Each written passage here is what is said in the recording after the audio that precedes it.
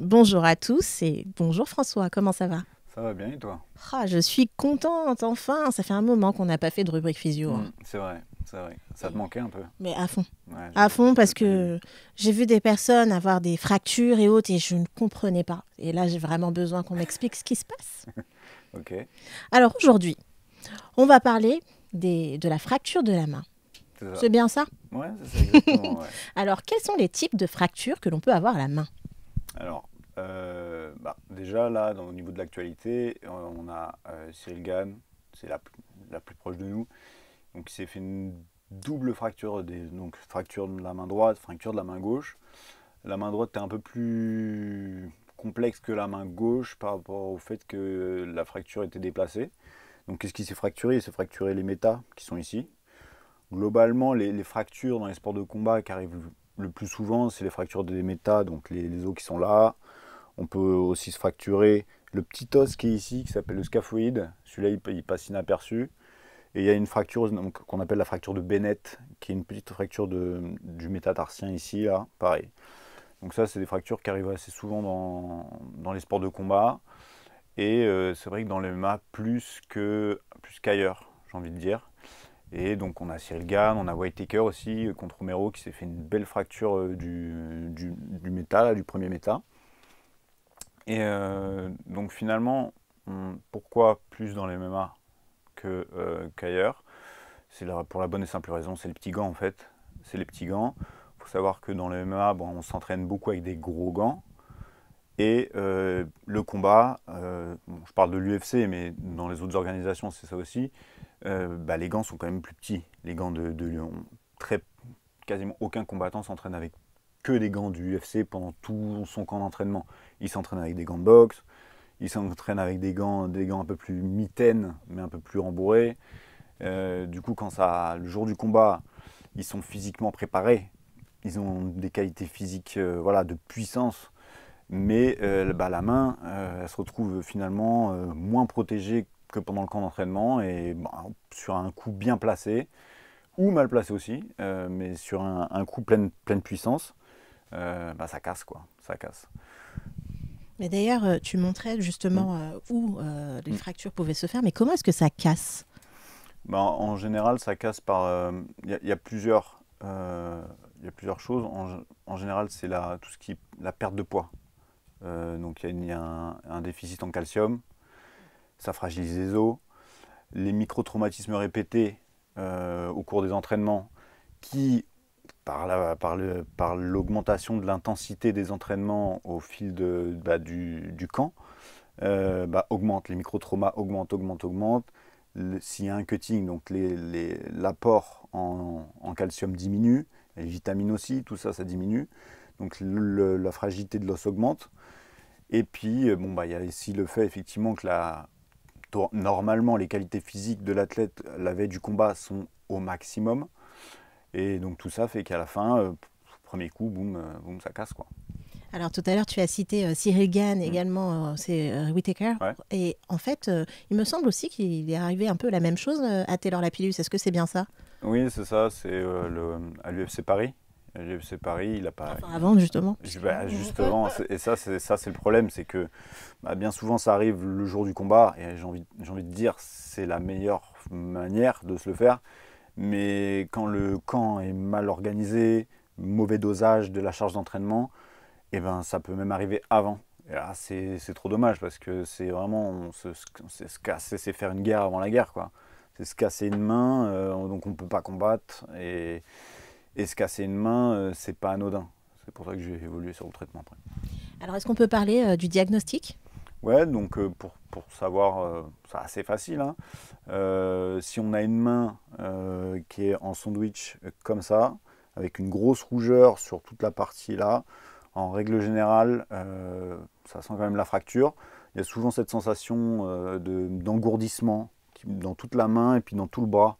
Ça, c'est pendant le combat. C'est ce qu'a décrit d'ailleurs Whittaker. Dans son combat, il disait j'ai frappé, il s'est fait une fracture, une belle fracture.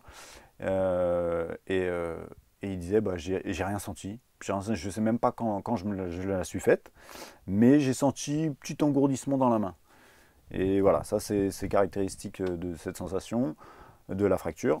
Après, bon, bah, le traitement, le diagnostic reste quand même bah, la radio. La radio, dès qu'on a une suspicion de quelque chose, c'est pas. Là, je parle plus pour les amateurs. On rentre chez soi.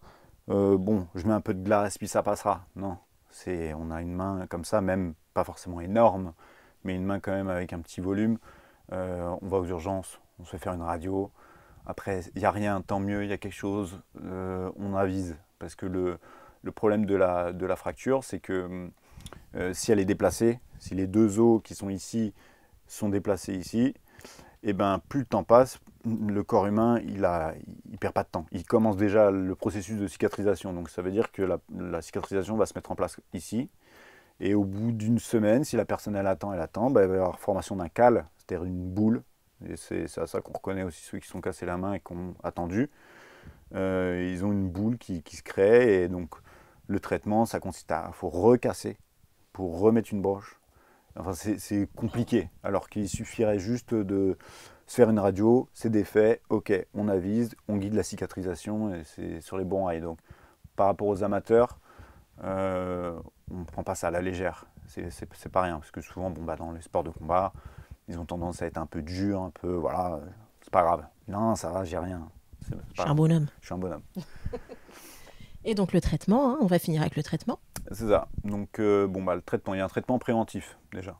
Traitement préventif, bon, la supplémentation en tout ce qui est vitamine D, calcium, s'exposer à la lumière du jour, au soleil, ça c'est, j'ai envie de dire, la prévention de base. Voilà.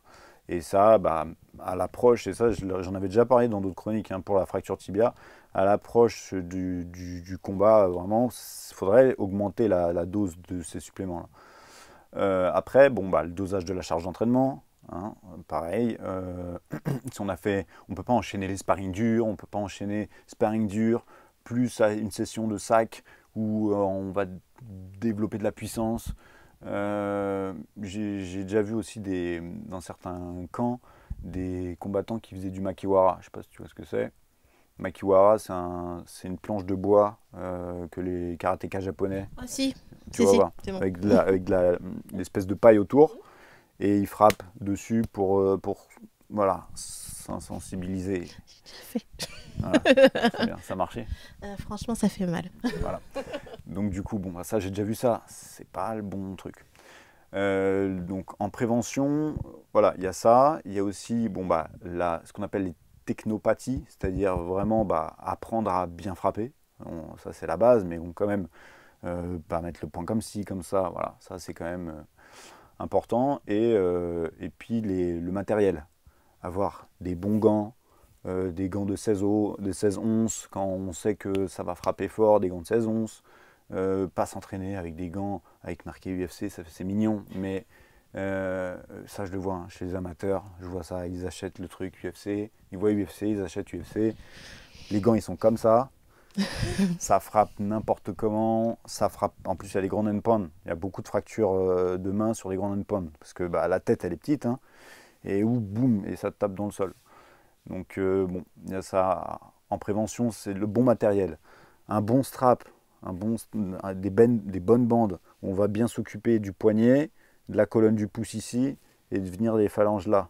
C'est pas juste je les mets parce qu'il faut les mettre, voilà, ou j'achète pas le truc tout fait, je glisse ma main. Ça c'est bien pour les amateurs, ceux qui veulent même pas combattre, ceux qui veulent juste la boxe pour se détendre. Ça pourquoi pas. Mais si on veut vraiment faire du combat, il faut protéger bien ces zones-là. Et si on s'est déjà blessé, voire même doubler les bandes dans la zone qui a été atteinte, quoi. Donc ça, c'est le traitement préventif.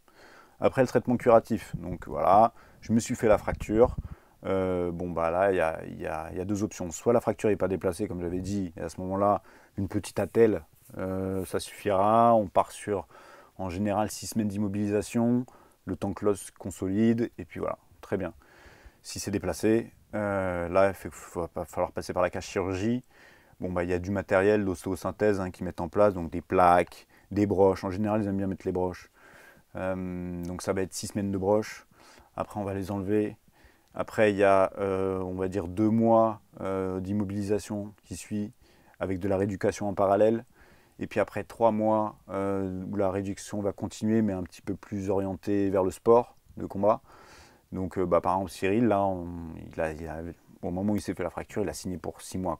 C'est 6 mois sans combattre. C'est la norme, c'est comme ça. Ils ont marqué 5 mois pour dire bon, allez, on va pousser si tu veux, parce que les combattants ils aiment bien, bon je reviens quand. Mais bon, théoriquement c'est 6 mois. Donc une fracture de main, c'est pas rien. Si on s'en occupe pas comme ça et qu'on prend pas ça en compte, y a des séquelles. Et les séquelles, elles peuvent être embêtantes. C'est-à-dire que, comme j'ai expliqué, il peut y avoir un cal osseux, c'est-à-dire qu'une boule. Mais le problème d'une boule ici, c'est que les gars ont tendance à se dire ouais, j'ai des mains plus solides. Mais en fait, il y a des éléments autour de la boule qui sont comprimés par l'os, donc les nerfs, les vaisseaux, ce qui fait qu'on aura une main qui sera peut-être un petit peu moins forte au final. Et quand on a un os qui cicatrise, de manière anarchique, entre guillemets, parce qu'un cal osseux, c'est quand ça cicatrise trop. Les os à côté, on sait qu'ils ont tendance à moins bien, à perdre un peu en densité osseuse. Donc du coup, ça augmente le risque de fracture des autres. Donc c'est vraiment pas un truc à prendre à la légère. En termes de traitement, voilà ce que je peux te dire là-dessus.